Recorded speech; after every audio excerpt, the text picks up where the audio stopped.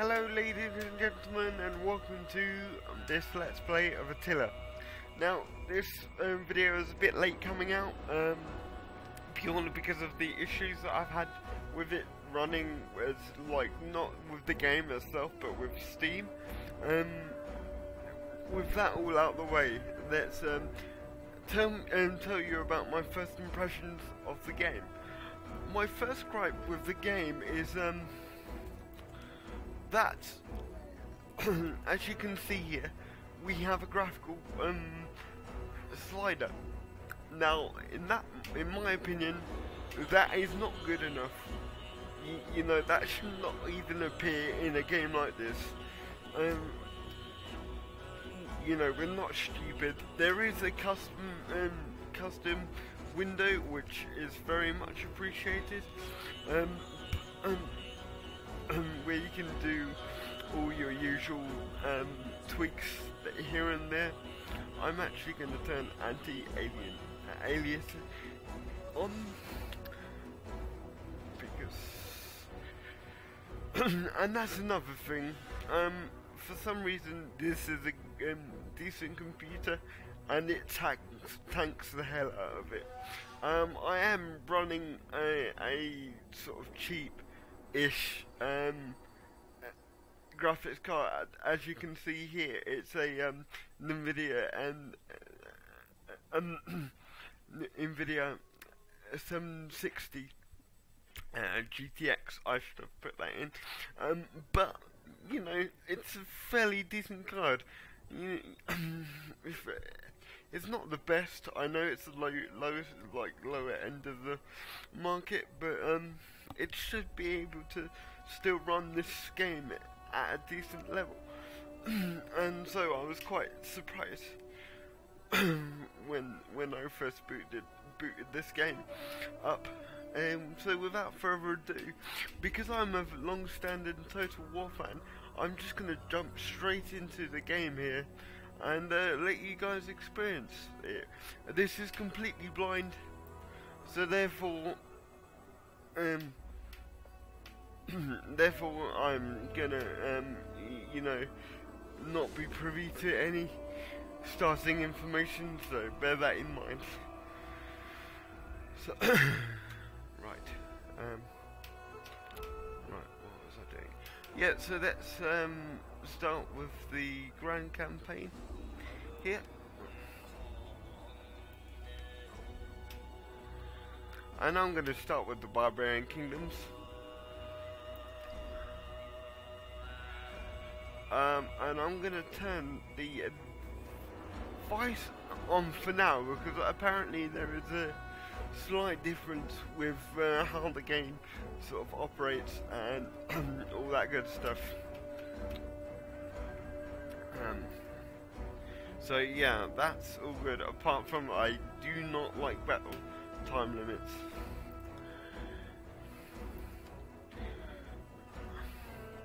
It's quite funny, because in previous titles my computer was able to run the game on ultra, but for whilst recording, and it's tanked right down to medium settings. So I don't know what's happened there. Maybe it's bad optimization, or something. I'm not sure. So let's get into this, shall we?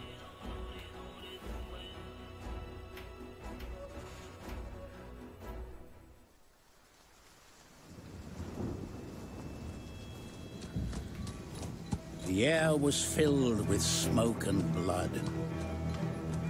Rome was weak.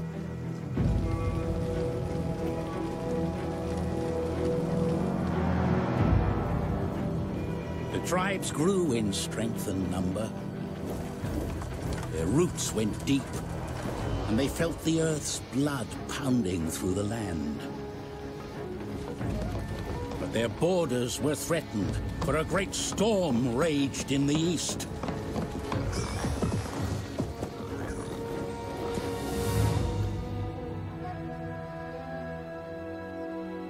One by one, the tribes scattered as seeds in the wind. And behold, a red horse. And power was given to him that sat thereon to take peace from the earth. The blood of their kin would be avenged.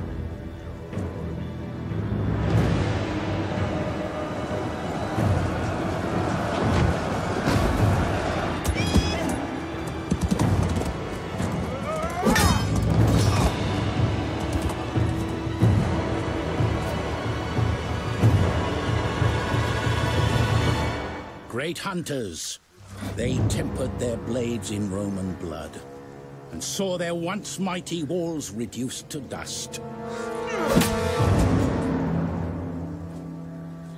They made ready for war.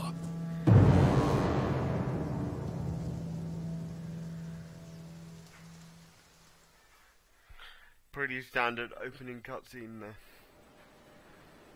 Your time has come.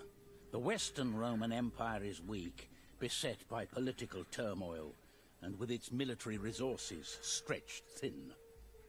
Under threat from all sides, Rome may trust in your current treaties and abandon the Rhineland in favor of reinforcing other fronts. When that day comes, you must be ready to strike by land or by sea. Until then, content yourself with conquest and plunder of your neighbors. Beware the northern tribes, as the cold drives them to range further south, and also the Huns. They have wrought havoc across the east, and surge ever westward. Ultimately, you must establish a great Frankish kingdom to dominate any who dare oppose you. Okay, so, you know, as we can see here, I am the Frankish tribe. Which is basically modern day France. So, first of all, knowing that we've got this on medium settings, I would be very, very intrigued to see this on ultra. If I can run it on ultra, I will, and it, you know, and it's being able to you know, legibly see it, sort of thing, on YouTube. But for now, let's keep it on this setting. But from my initial impressions, this is basically going to be a barbarian invasion. Ooh, that's very useful. You can scroll right out now and see the surrounding area, which was not available to that degree in Rome, I believe. I may be wrong, because I didn't really play Rome for the simple reason that it was broken. Even when I played it about a year later. And as I said, that was able to run on ultra while recording, so I have no idea what's happening here. But okay, enough of me complaining. So basically, let's get down to some introductions, shall we?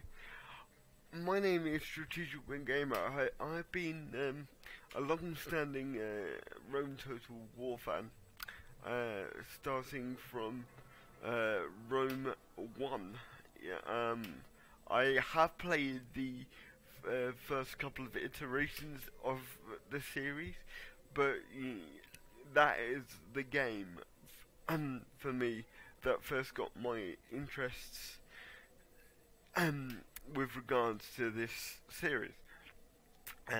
Since then, obviously, we've had various different time periods and or wars to basically experiment and try and become the sort of next grand general sort of thing, like Bonaparte, for instance, or Julius Caesar, or in medieval Total War 2, Richard the Lionheart, and that was then. This is now. I gotta say, this particular game, I didn't really hide my feelings as to my doubts to whether the game would actually meet my expectations. So I'm hoping for a return to form. So without further ado, let's explore the UI of this new iteration. So what have we got here? We have factions. The Factions Summary tab gathers together essential statistics and information, enabling you to check the status of your campaign at a glance. Thank you. So I'm assuming this is my family tree, and this is the balance power, and let me get rid of him. Yes, it is my family tree. Okay, so interesting. They brought back family ties, which was lost in Rome 2, or it was very, very simplified. It was to the point where you shouldn't really need or you shouldn't really have one in there in the first place if you're not going to really explore the opportunities that it gave you. So that's good. They brought it back. And we've got other nobles here, as you can see.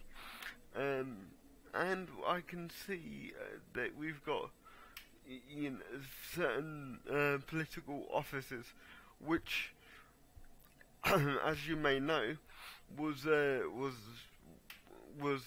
around since Rome 1, and they've sort of gradually phased, or not phased it out, but stupefied it, in my opinion, in modern games. But I must say at this point, Shogun 2 was a somewhat return to this sort of idea, but you know, they completely butchered it in Rome 2, so that's good. They've got it back. And here we've got governors, which, you know, just shows you the governor of the region. And what is that? I don't know what that is. It's not letting me in it. And then we've got summary. So this is the summary of the state of our clan. And this is pretty interesting. So we'll see how that plays out in the later game. And then you've got the records. The Records tab is used to log events and store campaign statistics in one place for ease of reference. Thank you. And then we've got statistics, which is obviously statistics. We've only got one settlement so far, but we'll soon change that. So, with that out the way, let's explore this a bit further, shall we? So yeah, they've still kept This tab enables you to research the technology that will give you an advantage over your rivals. To begin, simply select the item you wish to research. There are no buildings required in order to do this, although there are some buildings that require certain technologies before they can be constructed. Mouse over a technology for a short description, details of effects, and the length of time needed to research it. Thank you. Yeah, so they've kept the technology tree, you know, and they've again split it into military and civil. So let's have a look here. regional defense for focus. Blah blah blah. Blah blah blah. Okay, yeah. So this is all military and military society and all that good stuff.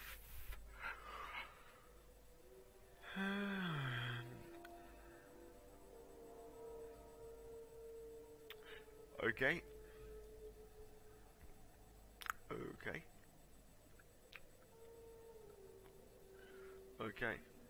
Okay, I will explore this a bit further in details, but I just want to basically, you know, just give you a brief overview at this point. Oh, community property.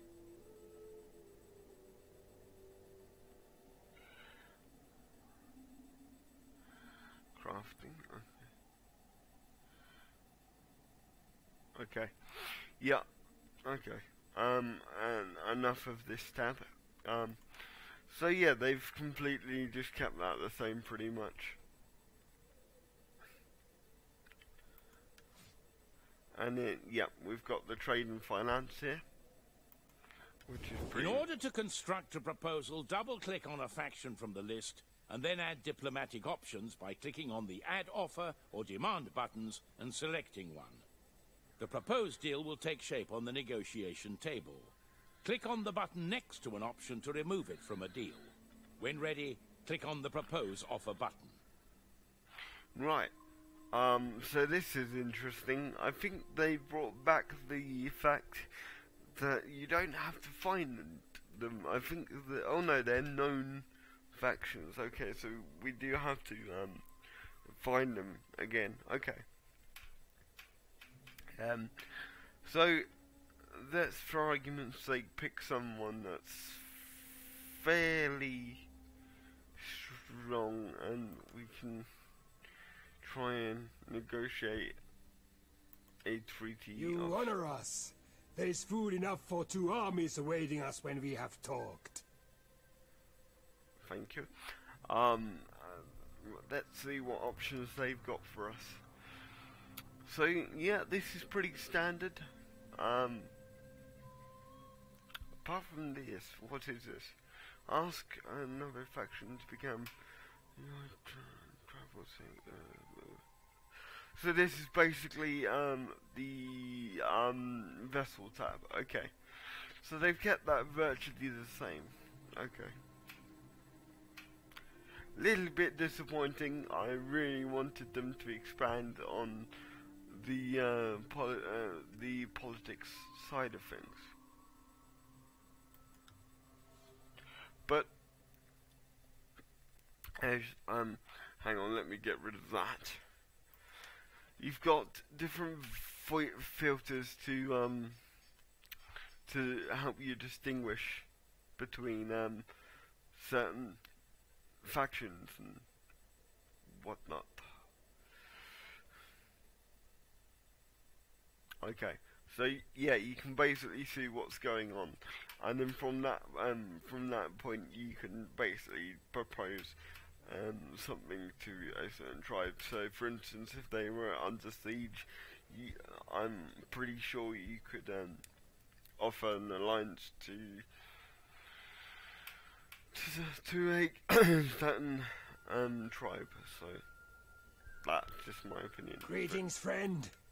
I've called for good ale to ease your throat and, ripe women to ease other parts. Oh, thank you. So yeah, let's try and get a trade agreement going. We can't get a trade agreement going. Okay. This.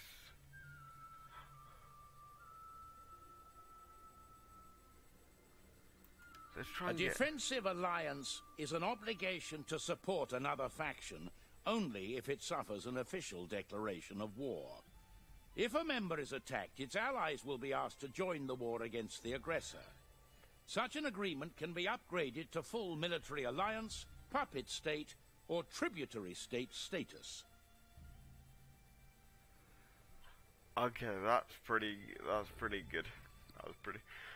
There's no obvious Okay, they're gonna either accept it or don't accept it. Sort of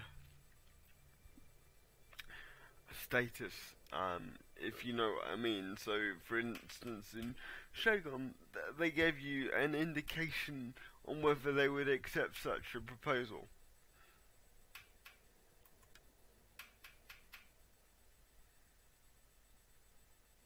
Oh yes, they do. They do. Okay, I'm being stupid here. It's down here. Okay. Okay, so this particular success rate is high. So let's go ahead and initiate that proposed offer. All praise to the gods. They have led us to wise speech and heartfelt friendship. I agree.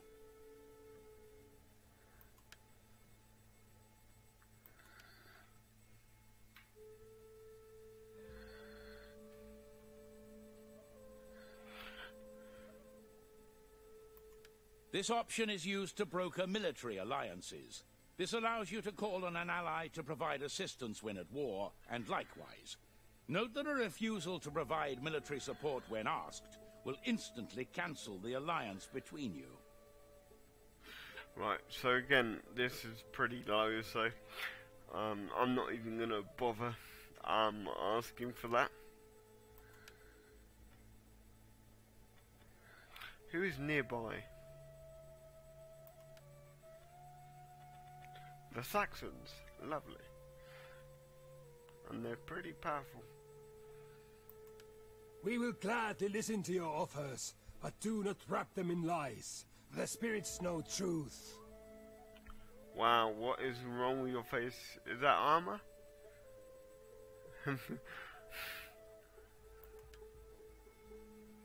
Okay, yeah. Okay, so we've got more options here, so let's go through trade agreement, blah blah blah. That's all pretty much the same. I'm slightly disappointed, it's got to be said. Okay. This option is used to broker trade agreements. Yes, I know. Once agreed, a trade route is opened between your territory and that of your trade partner, enabling goods to be traded for mutual advantage and profit. There is no limit to the number of trade routes a faction can have.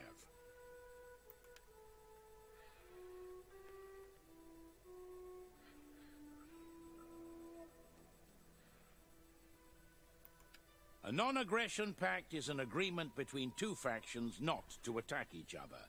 It can be broken at any time by either party, but there is a diplomatic relations penalty for doing so. Yep, that's... Breaking a pact within 10 turns is seen as treachery and will therefore affect the ability to broker future agreements. Yep, that's pretty standard.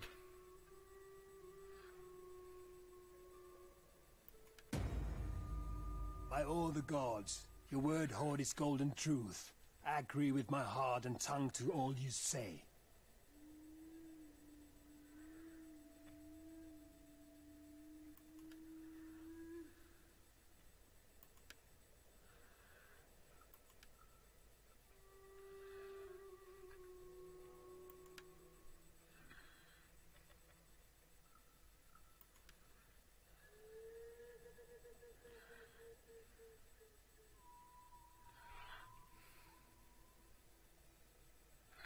Okay, so sorry about the lack of commentary there. I was just trying to see who is exactly who, because I've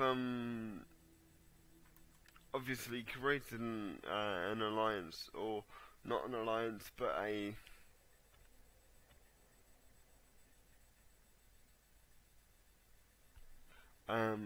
defensive alliances with these guys over here. So I was going to literally try and see if I could commit any forces to these guys over here, the Lombards or the Longbirds. Okay.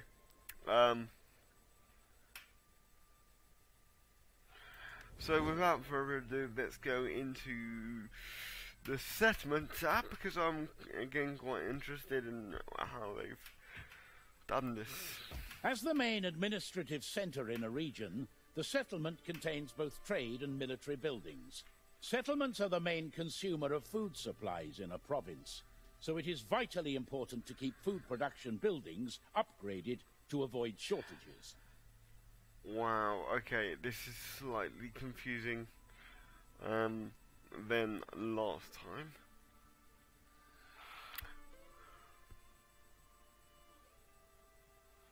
Okay. Oh god, they've kept the same bloody UI as bloody Rome. God damn it.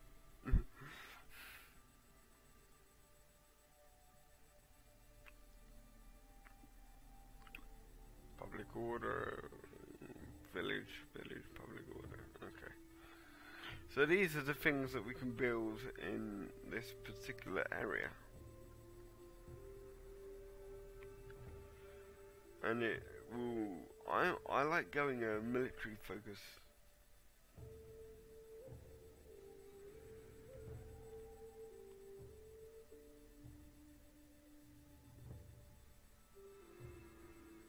Cannot build, requires technology okay, to be constructed. Okay, this is pretty standard stuff.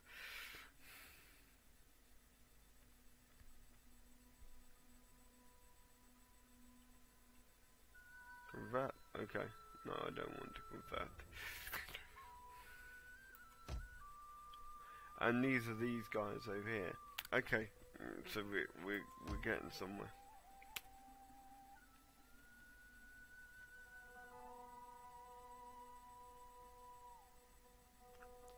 So I like going down the military route first of all, but I'm not sure if this is the way to go for this particular game. So this may fail pretty quick.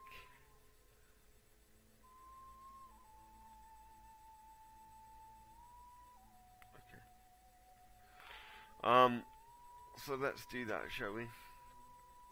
So I'm going to create a village. Represented by the ruined building icons on the campaign map, deserted regions contain the ruins of settlements that have been abandoned. You may encounter reduced fertility around recently desolated settlements, but also resource-rich areas around those areas reclaimed by nature over time. Oh, that's good. Ready for battle. Oh, wow.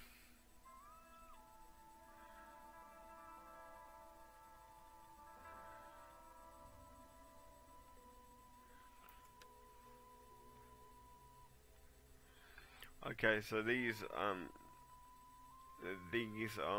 like basically our starting units, and this is, I assume, our chieftain.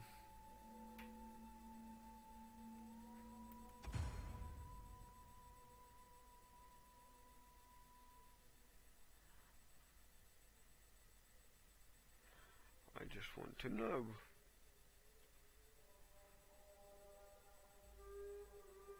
Is it our chieftain?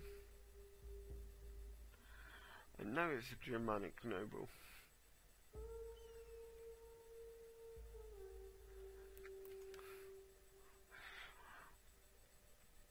Well, I'm assuming due to that crown that he's our chieftain.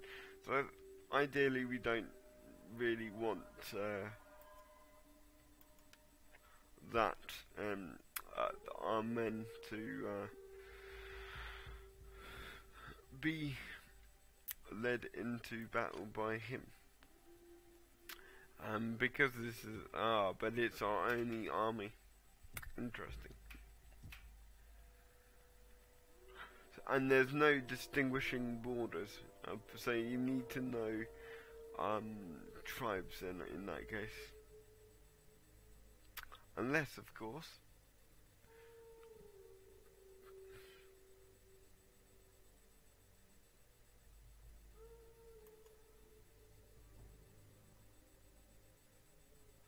Okay, yeah, unless of course that there was a different map type, if you know what I mean. Kingdoms known.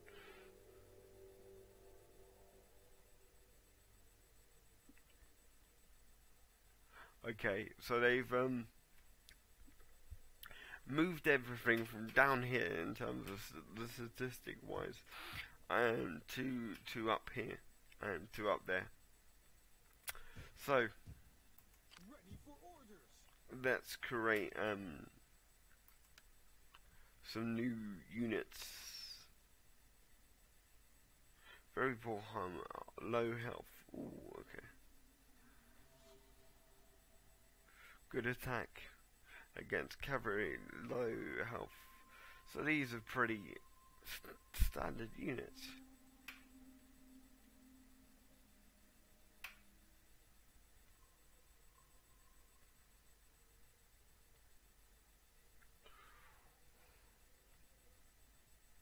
Are you ready to do your duty to the tribe? I do not like them voices, I've got to say.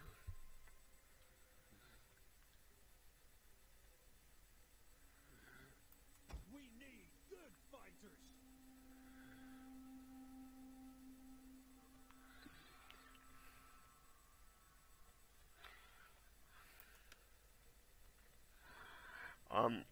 So yeah, I'm gonna do a regional defense force in this particular turn. Now, oh, end turn is right there. Because I want to see what happens next.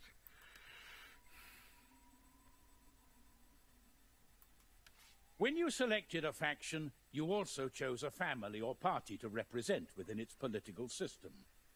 Your faction leader is the head of the party you chose. The influence of each party member affects its overall power. Winning battles as a general and completing construction projects as a governor may increase influence. The popularity of your party is the sum total of its members' influence versus that of the opposing party.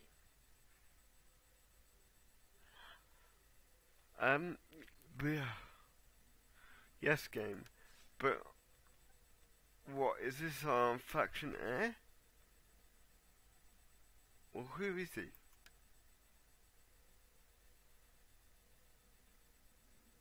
He's a high king. So who's that?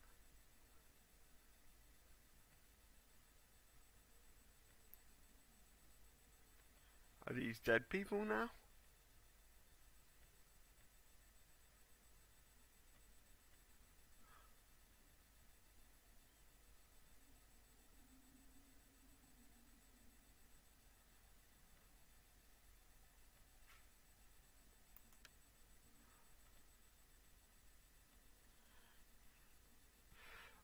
I'm so confused.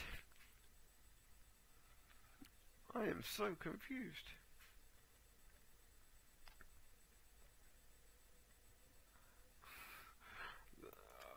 I don't like being confused. Is no one a governor in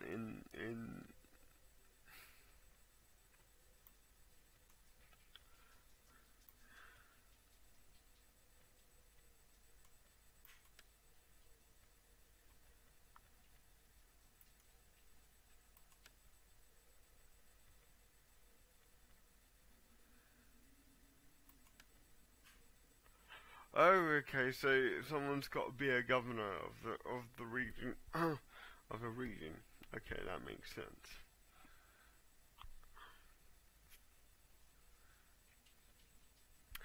What I've probably done there is completely wrong. But we'll see.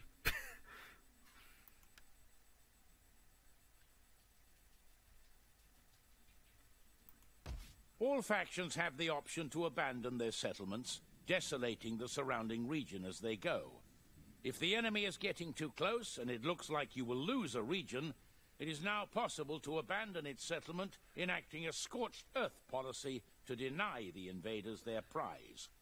When you leave, a small amount will be added to your treasury. Any faction that resettles or colonizes will find a ruined settlement in a region with reduced fertility, a situation which only recovers over time. Okay, so you can do edicts.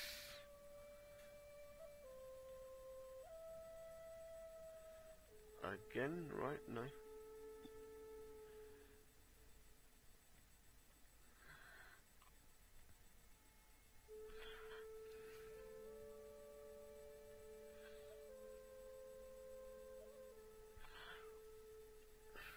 I'm going to do that one because I always like growth in my particular area.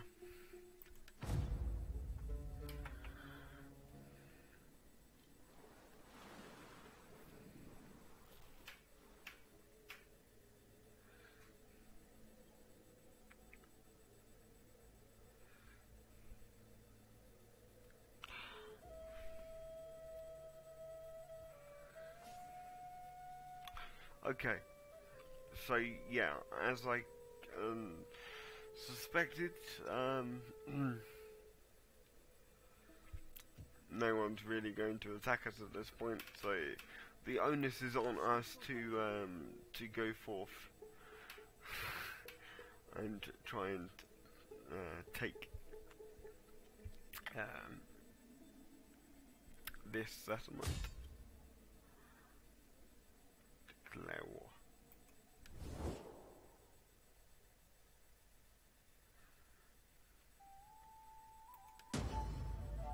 Ah! War! Good! Sword bite, shield crash, and your screams on the morning air. You have selected a target outside the highlighted area.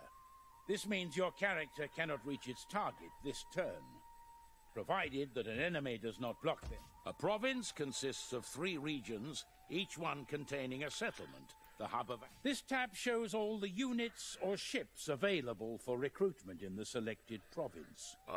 Right-click on the unit or ship card to see its description. Left-click on it to add it to the queue, and again to remove it. Recruitment cost is displayed underneath. Recruitment time is shown in the top left corner of the card.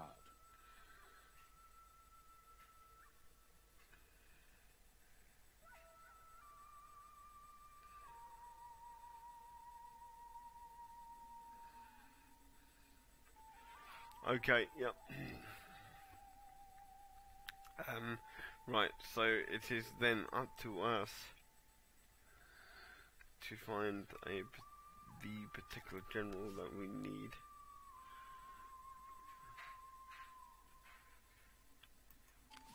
Ready for orders.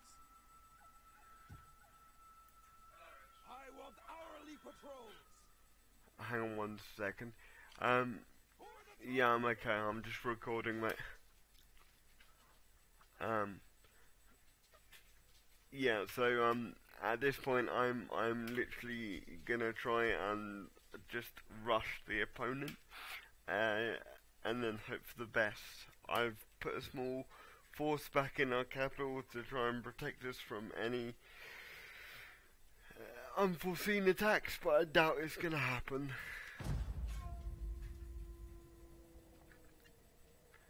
And this will be the last thing I do in terms of this particular part. I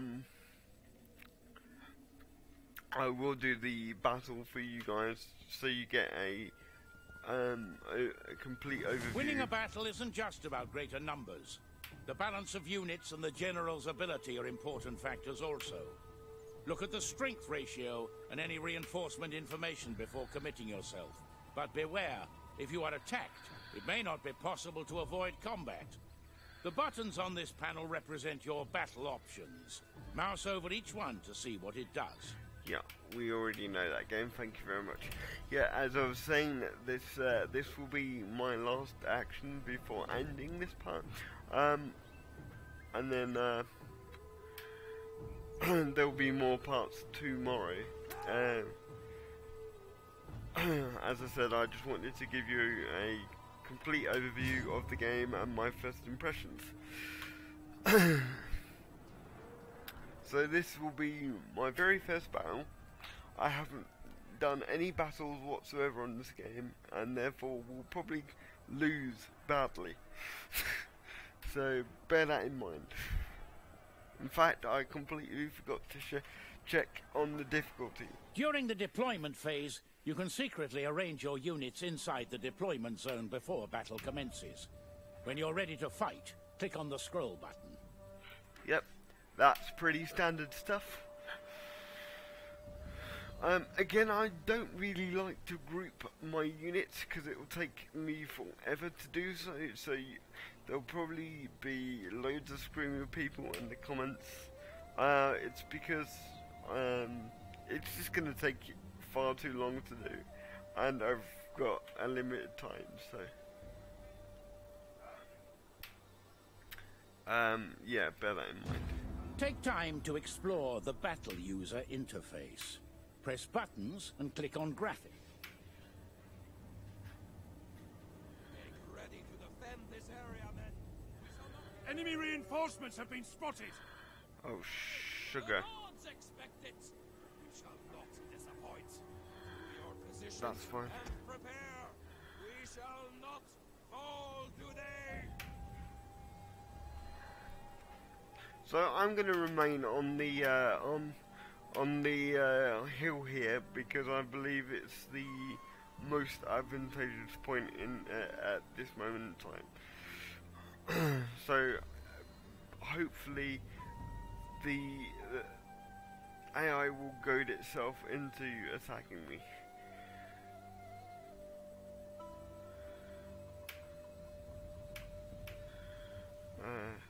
No, they're not moving forward. They're waiting for the reinforcements. God damn it.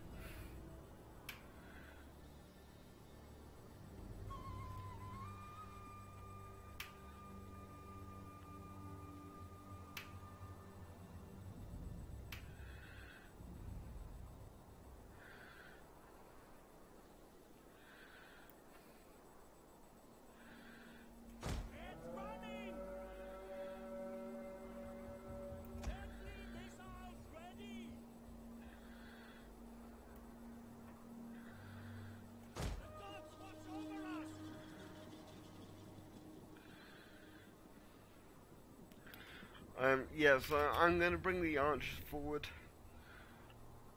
because that's what I generally do on these particular games. I'm hoping, yeah, they're moving into position.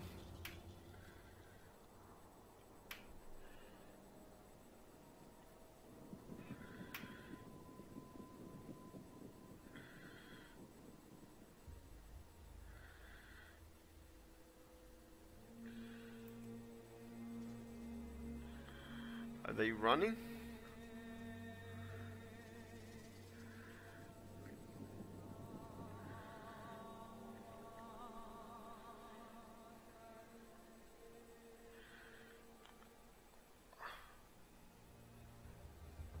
Oh, okay, I see exactly what they're doing now.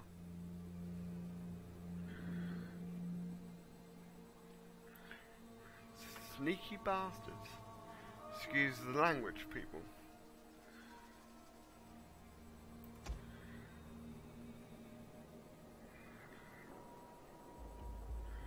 So yeah, they're going to try and come through the thick foliage here.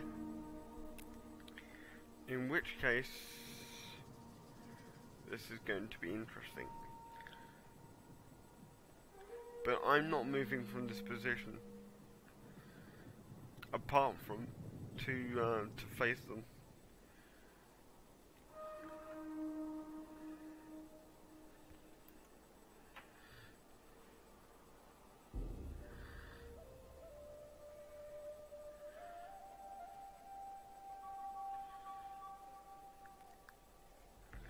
They're gonna try and rejoin the main bulk of their army, which I'm okay with. Because it just means that they are expending their energy and I'm conserving mine. So only problem is that they've now disappeared from the map.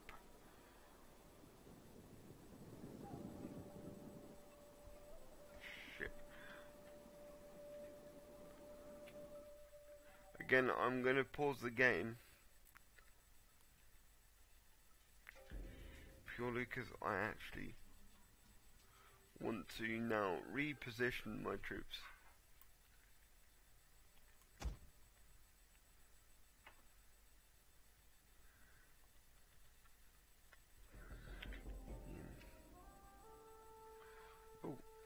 Oh, god damn it.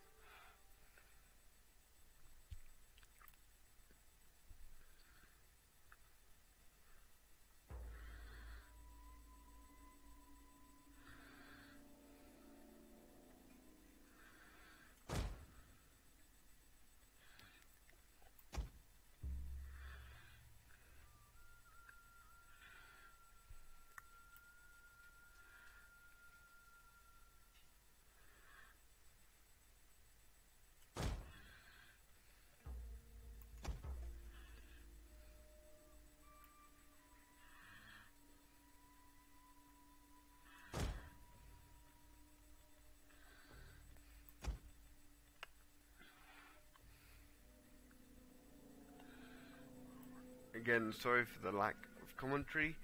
I'm just making sure that things are dealt with properly.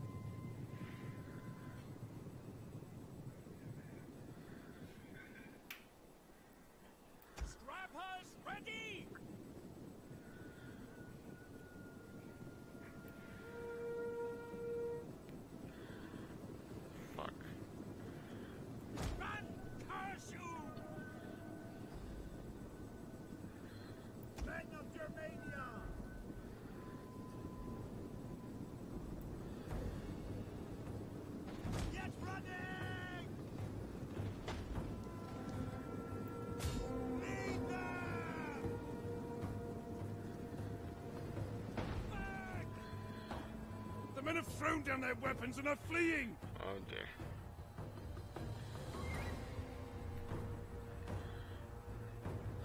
Fearless warriors!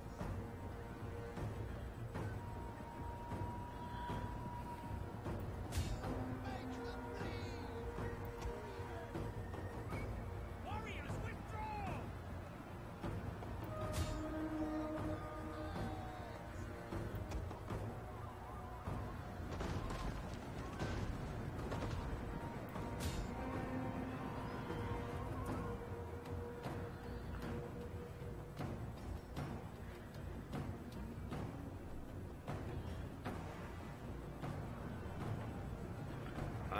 I didn't expect this. Enemy units have been rallied! To say the least. This is going to be a catastrophic defeat.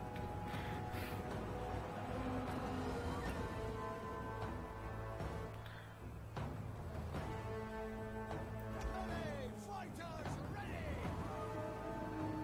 Fall back! The men are broken and running for their lives!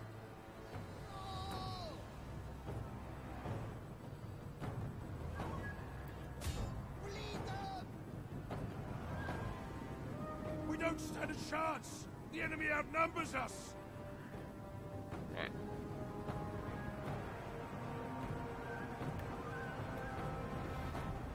Wow.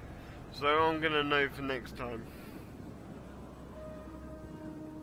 But I've completely lost this battle. Gotcha! Our men return to the fight!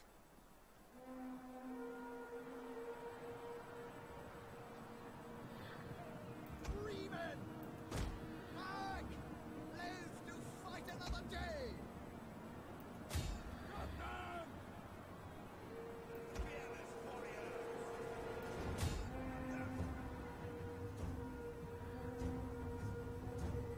Warriors, withdraw!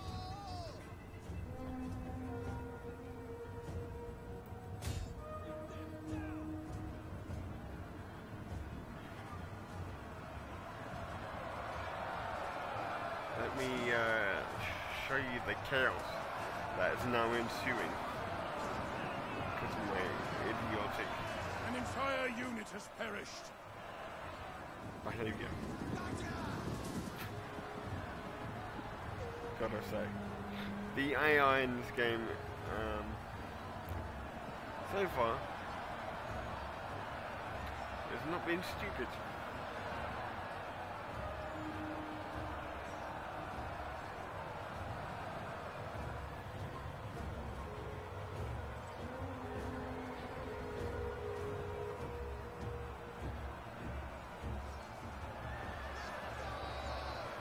Our men run from the enemy. This is shameful.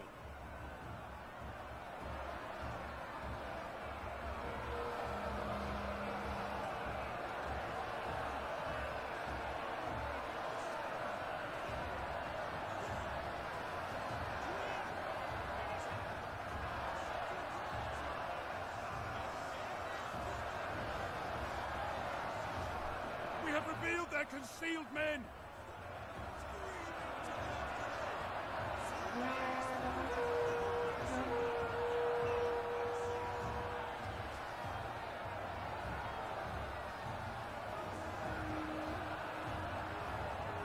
Oh wow.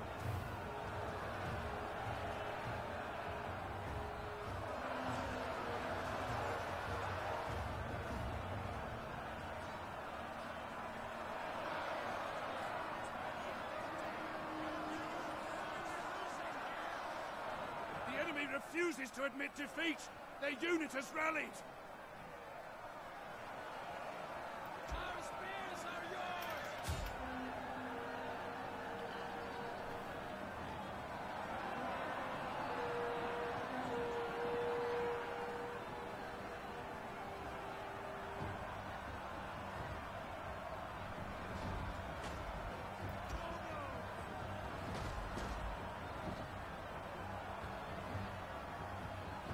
Is there not a ruddy?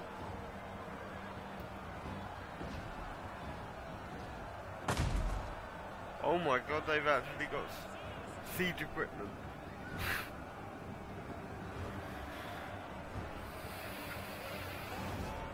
Holy crap.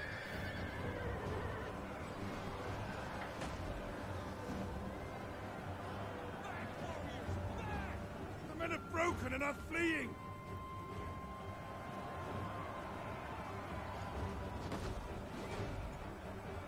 Why are you doing that? Oh, damn. We've completely lost. Oh well.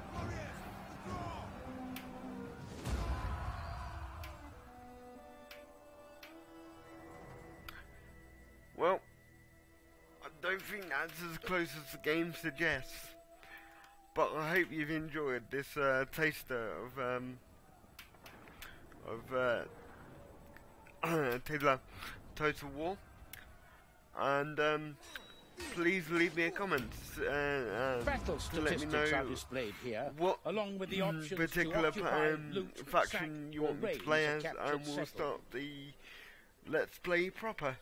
Until next time, I've been Strategical Gamer.